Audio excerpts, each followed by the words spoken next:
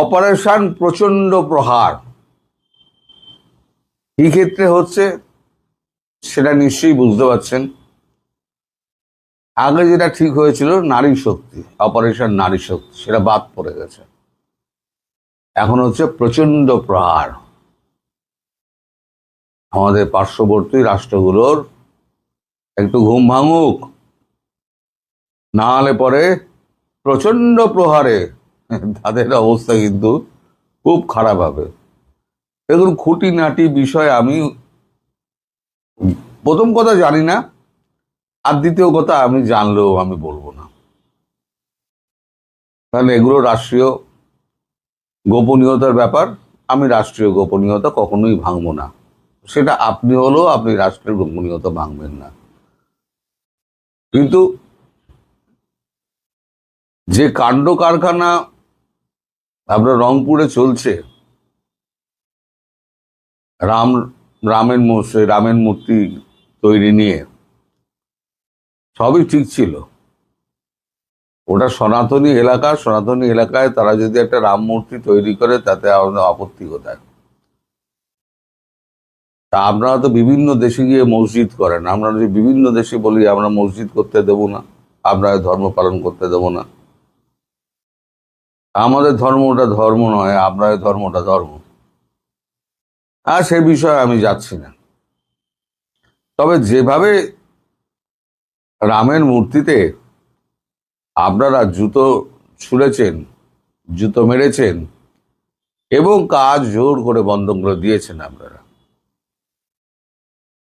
তো তাতে এক তো কেন্দ্রীয় সরকারের স্বরাষ্ট্রমন্ত্রী খেপেছেন, প্রধানমন্ত্রী মোদিজি খেপেছেন, আর এখানে লাফাচ্ছেন হচ্ছে শুভেন্দু অধিকারী।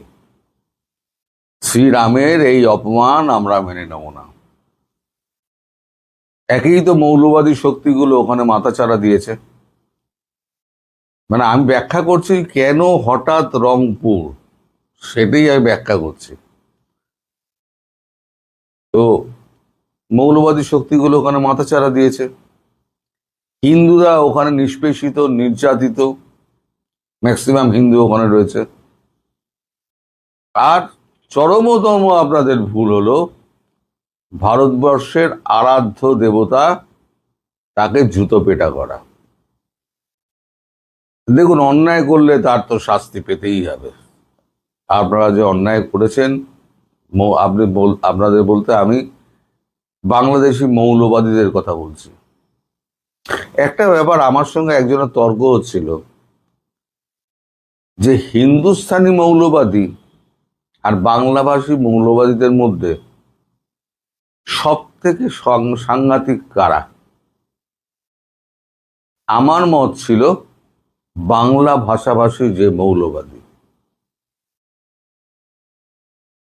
কারণ এই যে উর্দু ভাষী পাকিস্তানি, তারা সাট করে গুলি করে তারা চলে যায়, কিন্তু জ্যান্ত কেউ পুড়িয়ে মারে না। এটা শুধু বাঙালি মৌলবাদীদের মধ্যে প্রচন্ড রকম দেখা যাচ্ছে। অপারেশন প্রচন্ড প্রহার, যেটা নামটা কিন্তু ওইভাবে নির্বাচন করা হয়েছে। মানে যে কটা ধরা পড়বে তার প্রচন্ড প্রহার হবে এবং পুরো সীমানাটা আপনাদের গয়েকাল গেল। কি হবে আমি এখনো জানি না। ভারতবর্ষ তো সবসময় ঘোড়ার আড়াই প্যাচ মারে, আর ধীর স্থির, খুব ধীরে ধীরে ধীরে ধীরে কাজকর্ম করবে। কবে এই কাজ শুরু হবে? শুরু হলে তো 24 ঘন্টা শেষ হয়ে যাবে, 24 ঘন্টাও লাগবে না। কিন্তু কবে শুরু হবে সেটা না আমি জানি, না আপনি জানেন। যাতে সংস্কৃত বলে দেবা ন জানন্তি। কিন্তু আপনাদের সংসদে যেভাবে আলোচনা করা হচ্ছে, শুভেন্দু অধিকারীকে থামানো যাবে না। শুভেন্দু অধিকারী সামনে কিছু বলছেন না, কারণ এটা কেন্দ্রীয় সরকারের ব্যাপার, দুটো রাষ্ট্রের ব্যাপার। সেখানে একটা রাজ্য সরকারের মুখ্যমন্ত্রী কোনো কথা বলতে পারে না, এটা সাংবিধানিকভাবে উচিত নয়। তাই তিনি কিন্তু চুপ করে আছেন। তার মানে এই নয় যে তিনি কিন্তু মেনে নিচ্ছেন ব্যাপারটা। আপনারা ভাবছেন হয়তো ভারতবর্ষ একটা, ও দেখতে দেখতে দেখতে দেখতে সহনশীল রাষ্ট্র, ও কিছুই করবে না। এই যে আপনাদের মধ্যে যে এই যে ভুল ধারণা, একটা ভ্রান্ত ধারণা তৈরি হয়েছে, ভারতবর্ষ ভীতু, ভারতবর্ষের মানুষ ভীতু। ভারতবর্ষের মানুষও ভীতু না, ভারত সরকারও ভীতু না, আর বাঙালিও ভীতু নয়। আমরা দেরিতে জাগি, সহ্য করি, কিন্তু যদি অত্যাচার সহ্যের সীমার বাইরে চলে যায়, তখন আমরা যে অ্যাকশন নিই, সে অ্যাকশন কিন্তু ইতিহাস মনে রাখে। যেমন গোপাল পাঠাকে ইতিহাস মনে রেখেছে। ভয়ে মুসলিমরা পশ্চিমবঙ্গ ছেড়ে পালিয়ে গিয়েছিল গোপাল পাঠার ভয়ে। ফলে একটা গোপাল পাঠা যদি এরম হয়, তাহলে আমাদের মধ্যে গোপাল পাঠা নেই। তখন ছিল যে আমরা মানে স্বাধীনতার যুদ্ধ করব গান্ধীজির ওই মেনে, মানে এক গালে চড় মারলে দু গাল বাড়িয়ে দেবো। কিন্তু গোপাল পাঠা সেটাতে বিশ্বাস করতেন না। যাই হোক, গোপাল পাঠার গল্পে পরে আসবো। এখন ব্যাপারটা হচ্ছে যে আমাদের মধ্যেও কিন্তু অনেক গোপাল পাঠা রয়েছে। তারা কিন্তু এখন উচ্চিংড়ের মতো লাফাচ্ছে। তারা বলছে যে আমাদের বর্ডার খুলে দাও, আমরা গিয়ে ব্যবস্থা করে নিচ্ছি। মানে বিএইচপি, বিশ্ব হিন্দু পরিষদ,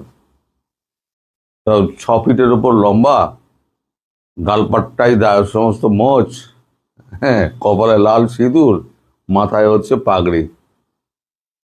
ওই আগেকার দিনে সেই ডাকাতের গল্প শুনতেন না, রে রে রে রে রে রে রে রে ডাকাত পড়তো, ওই রকম ভাবে তারা হুড় করে কয়েক লাখ ঢুকে পড়বে। সেনাবাহিনীরও দরকার হবে না।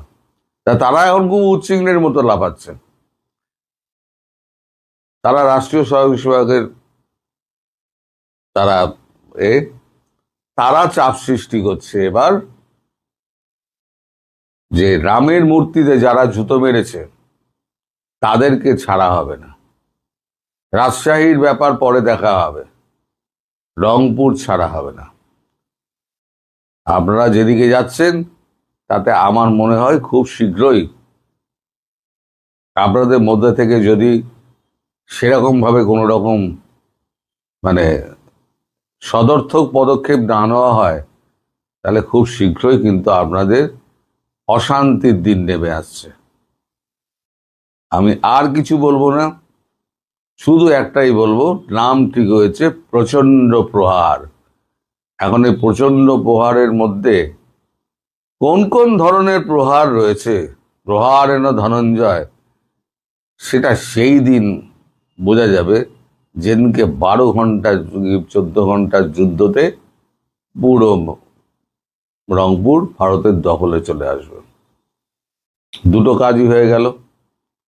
একটা হলো চিকেন নেক চওড়া হয়ে গেল, আর দ্বিতীয় হলো যে ওখানকার হিন্দুদের রক্ষা করা, এবং যত মৌলবাদী আছে, ওই বললাম প্রচন্ড প্রহার, প্রহারেণ ধনঞ্জয়, তুলে এনে প্রহারেণ ধনঞ্জয় হবে। তখন ওটা ভারতীয় এলাকা, সমস্ত ভারতীয় আইন চলবে।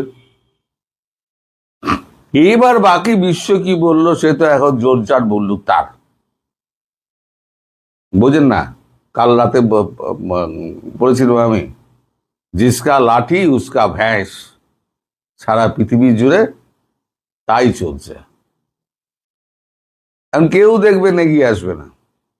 এই যে আপনারা একটা স্বপ্নের ঘুরে থাকেন না, এই অমুক দেশ এগিয়ে আসবে, তমুক দেশ এগিয়ে আসবে, কেউ এগিয়ে আসবে না।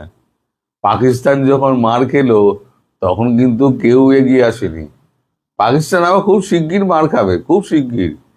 এই যে খাজা আসিফ, স্বরাষ্ট্রমন্ত্রী তিনি যে বক্তব্য দিয়েছেন তারপরেতে তার পিঠের চামড়া ভারতবর্ষ আস্থ রাখবে, এটা আমি অন্তত বিশ্বাস করি না। যাই হোক, কিভাবে কি এগোচ্ছে না হচ্ছে পরবর্তী ভিডিওতে আপনারা জানাবো।